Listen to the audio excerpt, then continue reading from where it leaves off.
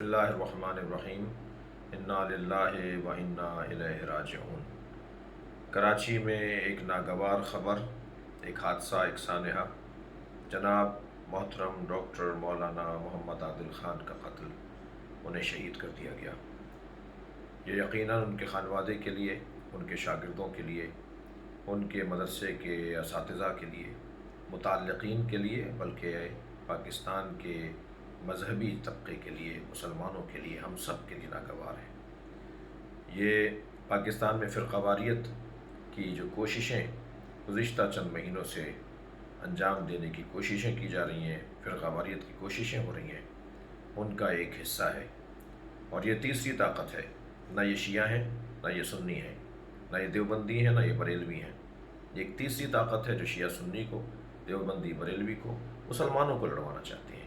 ان کے عالمی سطح کے مقاصد ہیں، عالمی سطح کے ان کے مطالبات اور خواہشات ہیں، اور یقیناً پاکستان کا سنی سمجھدار ہے، شیعہ ہوشیار ہے، اہل سنت معاملہ فہم ہے، علماء کرام تمام اس بات کو محسوس کر چکے ہیں۔ پاکستان میں ہم نے بہت نقصان اٹھایا، ماضی میں اور ماضی بعید میں اور ماضی قریب میں ہم نے بہت جنازے اٹھائے، سب نے جنازے اٹھائے، ہر ایک مکتب اور مسلک نے سینکڑوں جنازے اٹھائے۔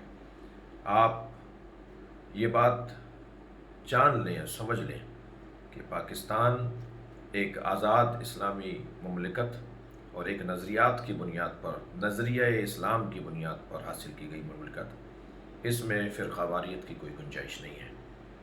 ہم سب ایک ساتھ ہیں۔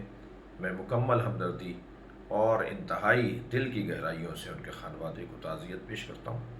میری ملاقاتیں تھیں، کئی ملاقاتوں میں ہم ساتھ بیٹھے، بلکہ موبائل فونز کا تبادلہ ہوا، ایک دوسرے سے رابطہ رکھنے کی بات ہوئی، اور خاص طور پہ کرونا سے متعلق جب میٹنگز سرکاری اور حکومتی سطح پر ہوتی تھی تو ہم اس میں شریک رہتے تھے۔ میں نے انہیں بہت اچھا پایا، انہوں نے مجھ سے محبت کا اظہار کیا۔ میں غمزدہ ہوں، افسردہ ہوں۔ اللہ پاکستان کی حفاظت فرمائے اور ہمیں کسی طرح کے فرقہ وارانہ کسی بھی قدم اور کسی بھی سوچ سے ہمیں محفوظ رکھے۔ انا للہ و انا الیہ راجعون۔